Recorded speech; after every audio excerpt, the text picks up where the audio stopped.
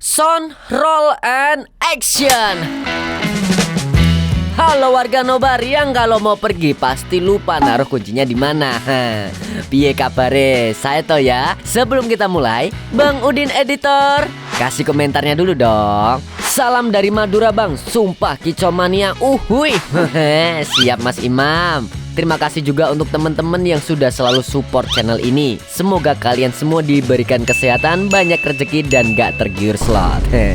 Ya, kembali lagi bersama Burhan Sang Kicomania yang kali ini akan membawakan film dari Korea Selatan yang dirilis tahun 2010 yang berjudul The Yellow Sea. Film ini menceritakan seorang supir taksi yang terpaksa jadi pembunuh untuk menemukan istrinya yang selingkuh. Tapi apa daya, sopir taksi ini justru terjebak dalam permainan gangster yang membuatnya jadi buronan internasional. Sudah penasaran? Langsung saja kita mulai. Kupadukan irama lewat kata-kata, tak usah lama-lama, siapkan mata telinga dan anu-anuan kalian semua. Sudah tidak sabar, mari kita nobar.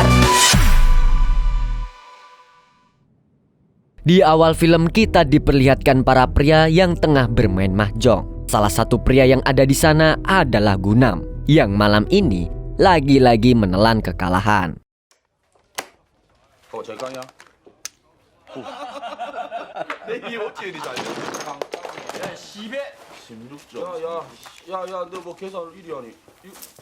Esok paginya tanpa Gunam tahu, tiba-tiba rumahnya dimasuki oleh dua orang pria. Rupanya dua pria tersebut menagih hutang Gunam sebesar 60.000 yuan yang membuat Gunam sangat terkejut. Sebenarnya Gunam sudah menikah. Ia memiliki seorang istri dan satu orang anak. Namun karena ekonomi keluarganya yang sulit, istri Gunam yang bernama Wanja terpaksa merantau ke Korea Selatan. Sedangkan anak Gunam dititipkan di rumah neneknya.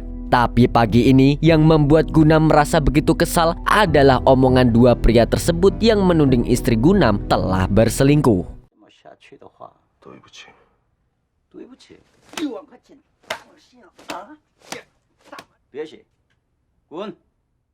Gunam adalah seorang sopir taksi di daerah Yanbian, yaitu wilayah perbatasan antara Cina, Korea Utara, dan Rusia. Penduduk keturunan Cina dan Korea biasanya disebut dengan Joseon. Dan mereka kebanyakan bekerja sebagai buruh ilegal di Korea Selatan. Siang ini usai bekerja, Gunam tampak menghampiri seorang wanita hanya untuk menanyakan kiriman uang dari istrinya. Tapi sayang seribu sayang, sampai sekarang Gunam belum mendapat kiriman apapun. Yang ia dapat justru tudingan kalau istrinya sudah menjadi istri orang lain.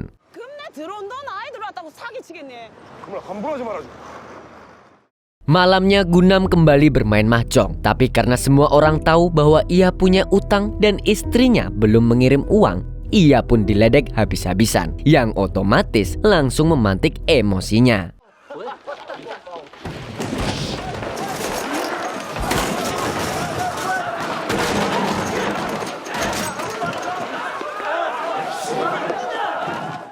Akhirnya esok harinya Gunam menemui seorang broker, yaitu penyalur tenaga kerja ilegal Joseon ke Korea Selatan. Broker itu juga berlagak sebagai bos yang akan kita panggil, ya siapa lagi kalau bukan tokoh sakral warga Nobar semua, yaitu Samidi. Rupanya saat ini Samidi sedang butuh seseorang untuk dikirim ke Korea Selatan sebagai pembunuh. Samidi bahkan berjanji akan membayar Gunam sebesar 60.000 yuan. Tapi hal itu belum membuat Gunam segera menyetujui pekerjaan ekstrim tersebut.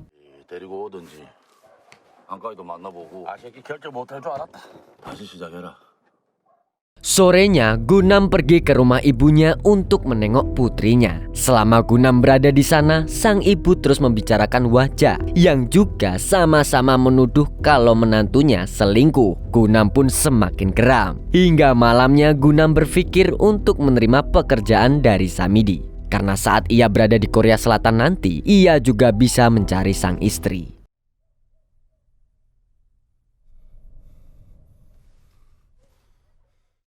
Gunam pun segera menemui Samidi. Dengan senang hati, Samidi menyambut kehadiran Gunam dan memberi instruksi secara lengkap.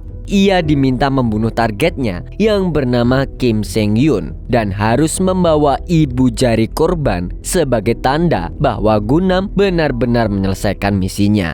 한국 돈으로 50만 원. 그게 뭐 충분하니까 한국과 협의하고. 참. 그 사람 손가락 가져와야 돼. MG. 5만 7천 원이다. 네 일 처리하고 오면 내 비밀번호 할게. Maka tanpa menunggu lama, Gunam segera berangkat menuju ke Korea Selatan melalui jalur Laut Kuning. Sebagai informasi, jalur Laut Kuning biasanya ditempuh oleh para pekerja ilegal Joseon untuk menuju ke Korea Selatan karena pihak imigrasi dan polisi laut tidak melakukan pemeriksaan di wilayah tersebut.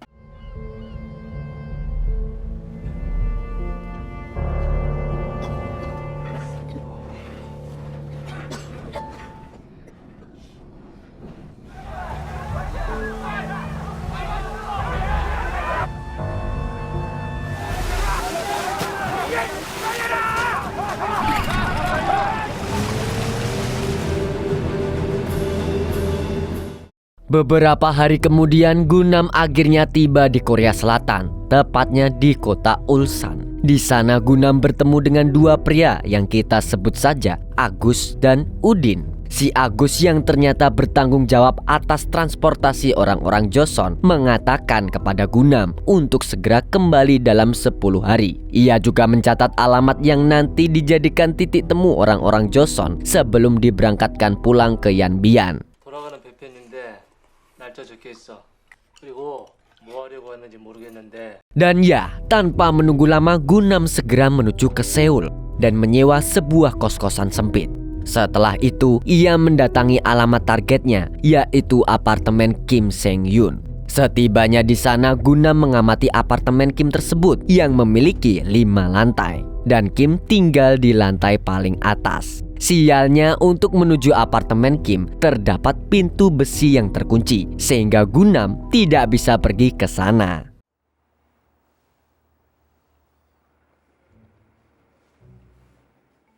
Dan berhubung saat itu cuaca sangat dingin, Gunam pun pergi ke gedung sebelah untuk mengamati apartemen Kim lebih lama. Dari hasil pengamatan itu, Gunam melihat jika lantai 4 di gedung tersebut dijadikan sebuah kantor. Para karyawan kantor pun pulang di malam hari, tapi sampai tengah malam, Kim belum juga terlihat.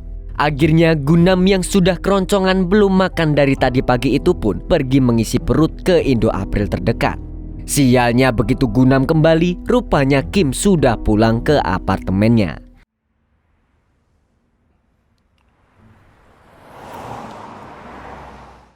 Keesokan harinya Gunam pergi ke pasar untuk membeli jam tangan dan penutup kepala. Setelah itu ia pergi ke sebuah restoran untuk mencari istrinya yang bernama Hwa-ja. Menurut kabar terakhir yang ia dengar, Hwa-ja pernah bekerja di restoran tersebut. Namun saat Gunam tiba di sana, Hwa-ja sudah pindah ke daerah Garibongdong sejak 2 bulan yang lalu. Dan menurut sang pemilik restoran, Hwa-ja terlihat dekat dengan seorang nelayan yang menguatkan rumor orang-orang bahwa Hwa-ja memang berselingkuh.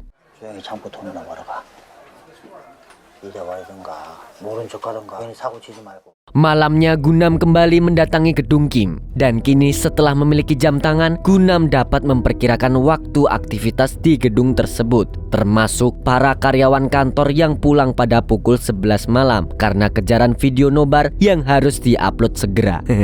Sialnya, hingga lewat tengah malam Kim belum juga terlihat. Gunam yang mulai kedinginan pun akhirnya nekat menerobos masuk gedung dan pergi ke lantai 5. Tapi lagi-lagi nihil. Gunam lantas berniat kembali, tapi akhirnya 깜짝이야. 어디서 나오는 거야?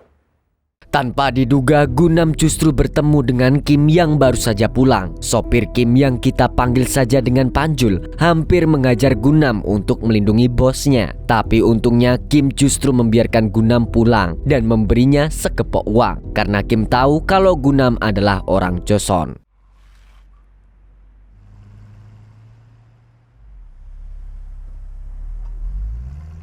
Dan keesokan paginya Gunam mulai menyiapkan strateginya untuk menghabisi Kim. Ia bahkan melakukan simulasi di gedung milik Kim supaya misinya bisa diselesaikan dengan cepat dan akurat.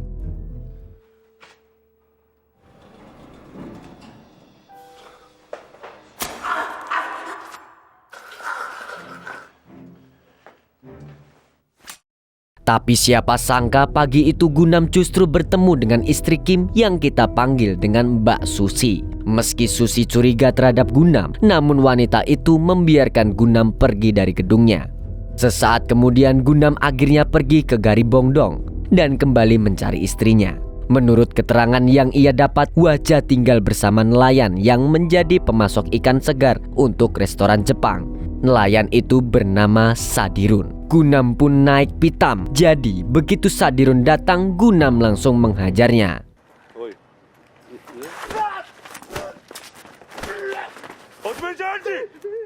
Setelah itu Gunam pergi ke rumah Sadirun dan berharap istrinya ada di sana. Sialnya Gunam salah. Rumah Sadirun saat ini benar-benar berantakan dan Gunam tidak menemukan sang istri. Gunam pun bertanya kepada tetangga sekitar yang mengatakan bahwa wanita yang tinggal di rumah itu sudah pergi 1 jam yang lalu setelah bertengkar hebat dengan Sadirun. Gunam lantas berusaha mengejar istrinya, tapi ia tak menemukan apapun. Hingga ia memutuskan untuk menunggu istrinya semalam suntuk. Wah, sangat setia banget ya Gunam ini.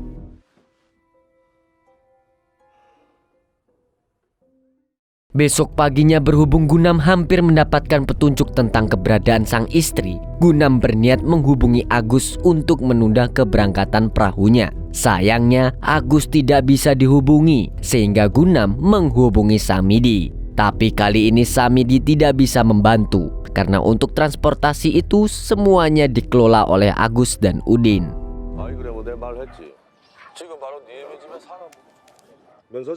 Malamnya Gunam kembali ke rumah Sadirun, tapi untuk menemui sang tetangga. Karena Gunam ingin menuntaskan misinya malam ini juga, Gunam sengaja menitipkan sejumlah uang kepada tetangga Sadirun. Ia meminta pria itu untuk berjaga-jaga seandainya wanita itu atau Sadirun sendiri yang pulang ke rumah tersebut. Beberapa saat kemudian Gunam kembali ke gedung apartemen Kim. Tapi tanpa diduga, di depan gedung Kim sekarang sudah terlihat 2 pria yang mencurigakan. Gunam pun terpaksa mengamati gedung dari luar. Dan begitu Kim pulang, Gunam langsung tahu kalau 2 pria tadi telah mengincar Kim.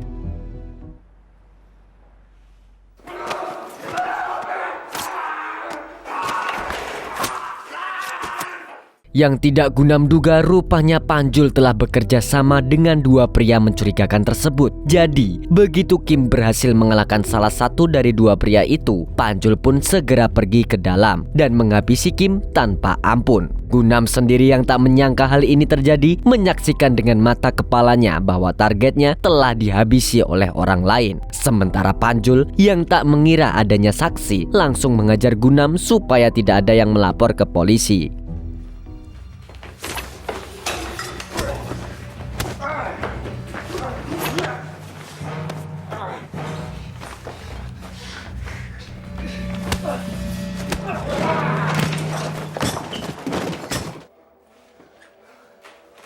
Entah bisa disebut dengan beruntung atau tidak, Gunam berhasil mengalahkan Panjul. Hal itu membuat Gunam panik, tapi ia tidak tahu harus berbuat apa lagi. Setelah itu Gunam segera memotong ibu jari Kim dan berniat untuk pergi. Tapi tanpa disangka, Susi istri Kim melihat kejadian tersebut dan berteriak histeris. Bertepatan dengan itu, polisi berdatangan dan mulai mengejar Gunam yang dituding sebagai pelaku pembunuhan.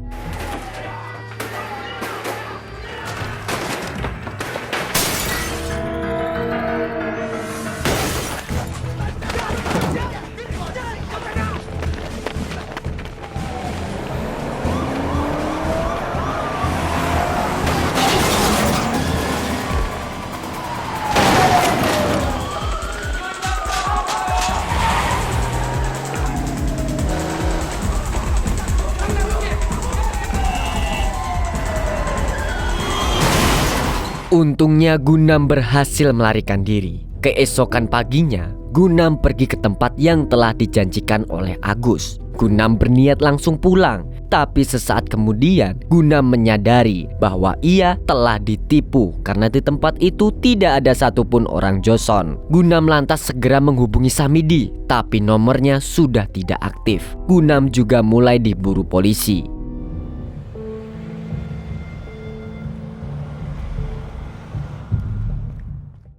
Di waktu yang sama, namun di tempat yang berbeda, terlihat sosok pria berjas yang merupakan kepala keamanan bernama Mukidi.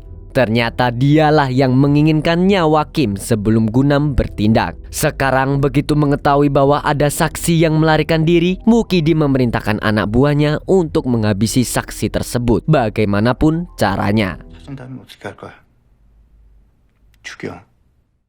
Sementara itu, Gunam kini berniat menuju ke kota Ulsan. Ia menaiki bus di kota Wangsung yang tiba-tiba saja dihentikan oleh polisi. Gunam pun langsung panik karena ia berpikir jika polisi akan mengejarnya. Jadi begitu polisi mencurigainya, Gunam segera melarikan diri.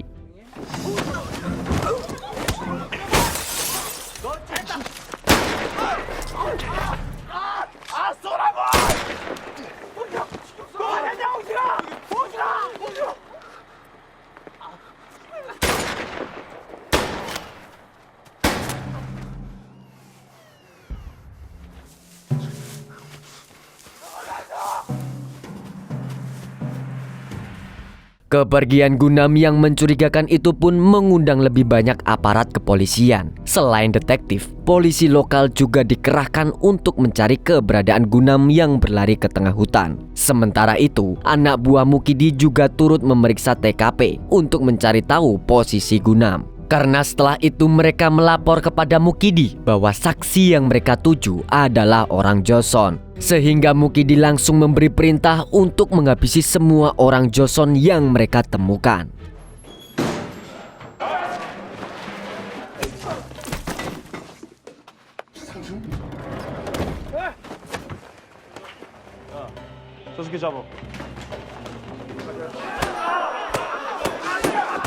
Namun meski begitu, Mukidi belum juga menemukan Gunam. Bahkan tidak ada yang mengenal Gunam. Oleh karena itu, anak buah Mukidi yang akan kita sebut dengan Joko mengatakan bahwa masih ada seorang broker yang sering mengirim orang Joseon ke Korea Selatan. Dialah Samidi. Maka tanpa banyak kata-kata, Mukidi segera memerintahkan Joko untuk menemui Samidi.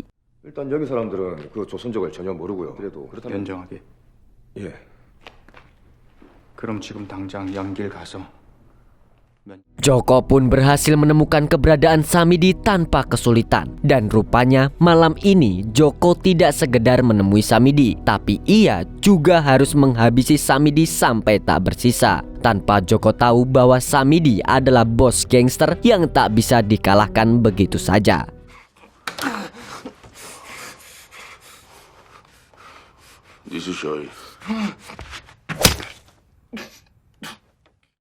Sementara itu, Gunam akhirnya tiba di Ulsan dengan kondisi penuh luka. Untungnya, ia berhasil menemukan rumah penampungan tempat ia dulu menginap. Gunam pun segera mencari makanan dan memantau berita melalui televisi yang ada. Dari berita tersebut, Gunam mengetahui bahwa ia kini menjadi buronan. Hal itu pun membuat Gunam berpikir jika ia harus kembali ke Yanbian. Maka Gunam teringat pada Agus dan Udin yang mengurus transportasi. Meski mereka telah menipu Gunam, tapi kali ini Gunam membutuhkan bantuan mereka.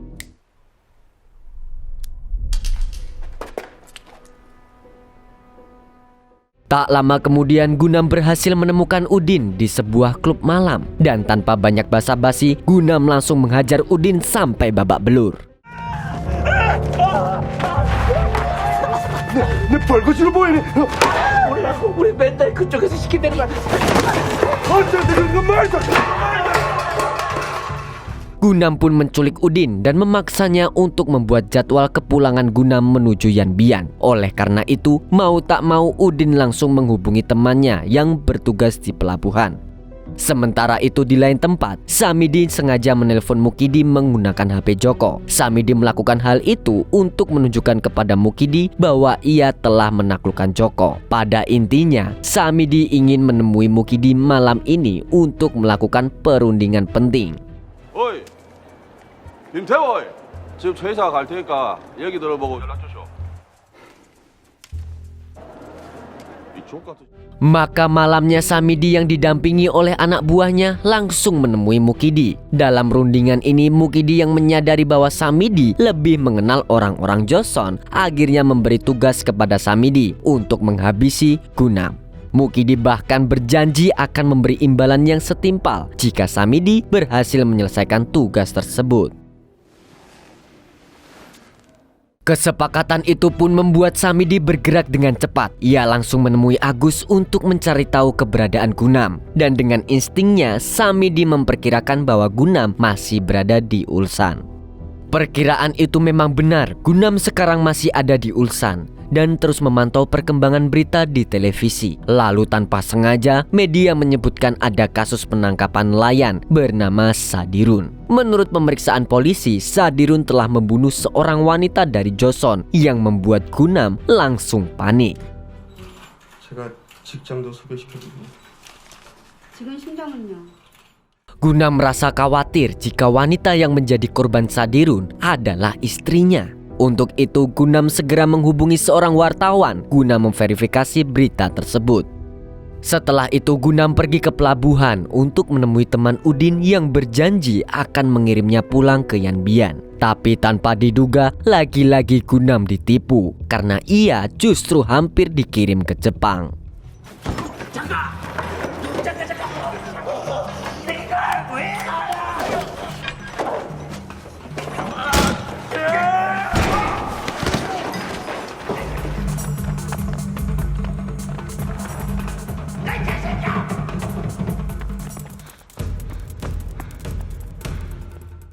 Di sisi lain, Samidi yang telah tiba di Ulsan berhasil menemukan Udin yang diculik dan terluka parah. Melalui keterangan Mang Udin itulah Samidi pun tahu kalau Gunam sudah tiba di pelabuhan.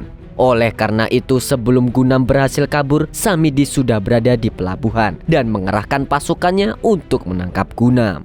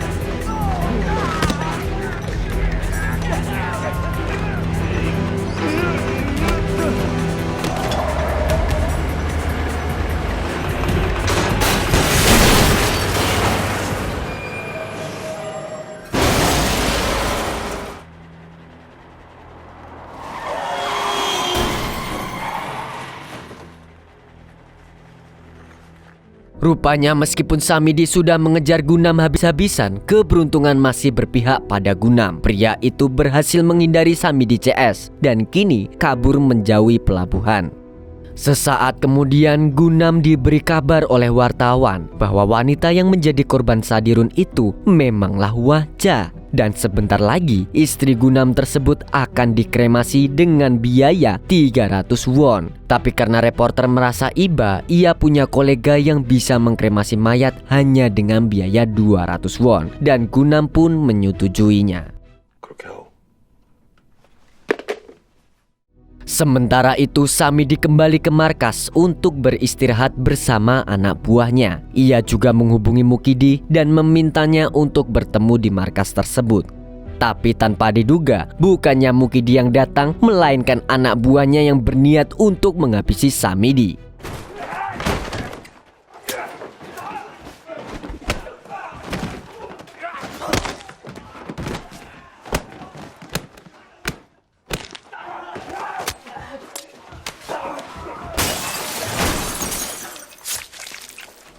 Namun lagi-lagi Mukidi salah perhitungan. Samidi bukanlah orang sembarangan. Walaupun ia diserang berkali-kali, nyatanya Samidi tetap bisa keluar sebagai pemenang. Bahkan tanpa ragu, ia segera membakar markasnya untuk menghilangkan barang bukti dan tempat kejadian perkara.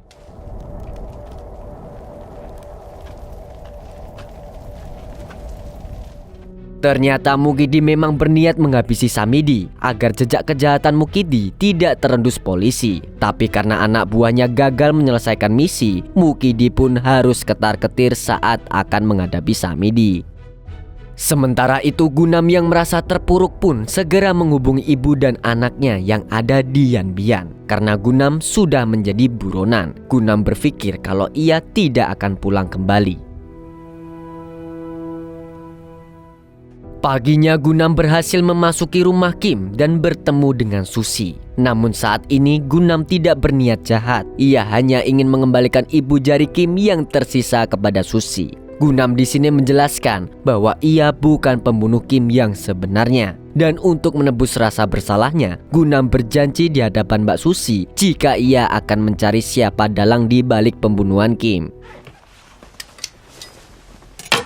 그 인간 만나고 나면 내가 꼭 죽여줄게. Gunam lalu memulai balas dendamnya dengan mencari rumah si Panjul untuk mencari petunjuk. Setelah itu Gunam berhasil menemukan si Joko yang langsung ia hajar tanpa ampun.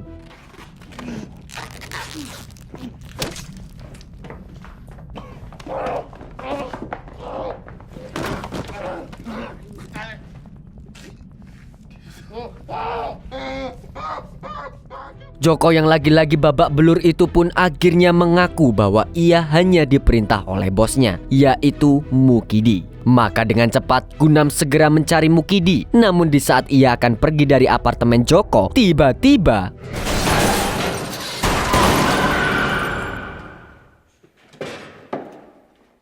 tanpa disangka Gunam tengah diincar oleh dua pria misterius. Mereka menculik Gunam dan membawanya ke pelabuhan. Namun untungnya Gunam segera menyadari hal tersebut dan bersiap dengan pisau di tangannya.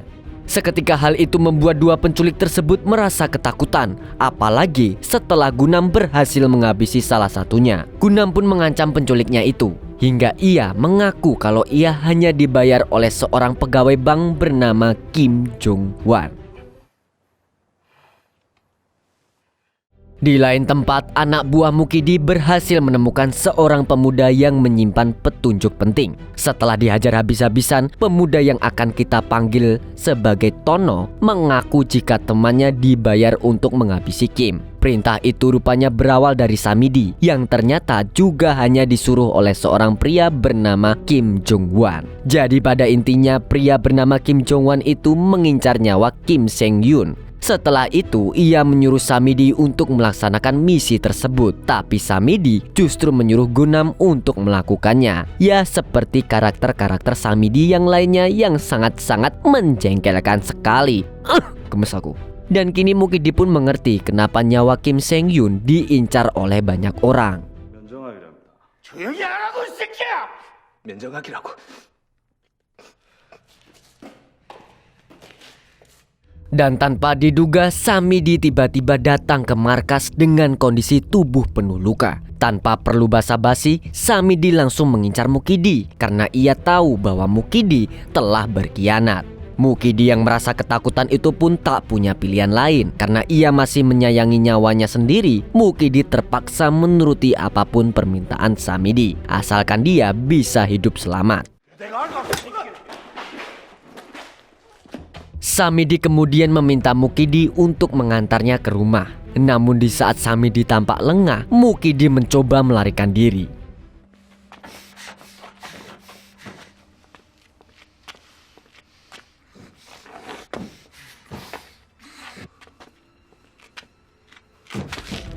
Samidi pun langsung marah. Meski tubuhnya terluka parah, Samidi masih berniat menghabisi Mukidi yang telah berbuat semena-mena padanya. Maka begitu Mukidi berhasil ia temukan, tanpa banyak alasan Samidi sontak mengajarnya.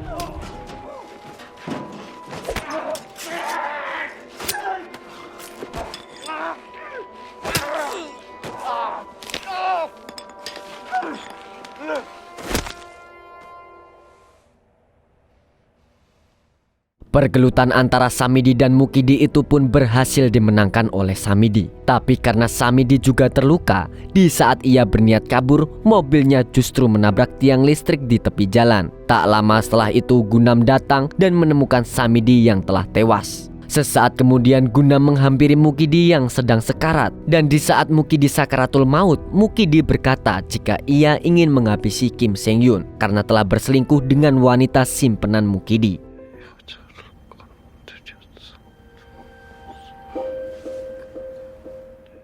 Akhirnya setelah permasalahan ini selesai, Gunam menemui reporter kenalannya itu untuk membayar 200 won. Dan Gunam bisa pulang sambil membawa abu kremasi dari mendiang istrinya.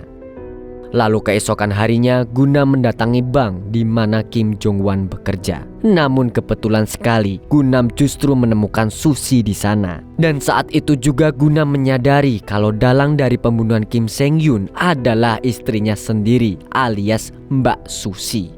Dengan sisa jempol Pak Kim, kini Mbak Susi bisa mencairkan tabungan Pak Kim yang jumlahnya mencapai jutaan won.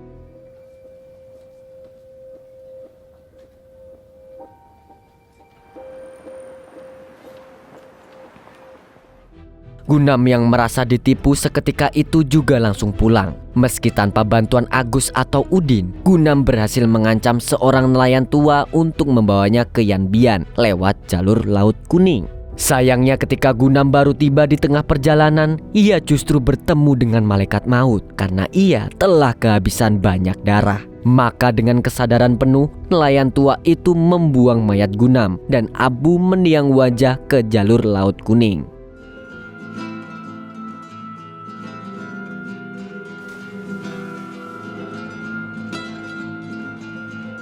Dan film pun tamat. Akhirnya di sini kita bisa paham bahwa judulnya The Yellow Sea itu maksudnya jalur Laut Kuning. Akhirnya dari film ini bisa disimpulkan bahwa kemiskinan bisa membuat semua orang nekat melakukan apapun. Ya kalau contoh itu, kalau odolnya habis sampai di gunting tengahnya, sabun batangan yang udah tinggal saumprit masih tetap dipakai walaupun sering jatuh. Dan masih banyak lagi. Tapi yang harus diingat, jangan pernah lelah untuk selalu berusaha apapun yang terjadi, karena proses tidak akan pernah mengkhianati hasil. Hahaha, super sekali anak-anak. Segitu dulu dari Burhan Sang Kicau Mania, mewakili anak-anak perintis bukan pewaris. Sampai jumpa di video selanjutnya. Bye-bye.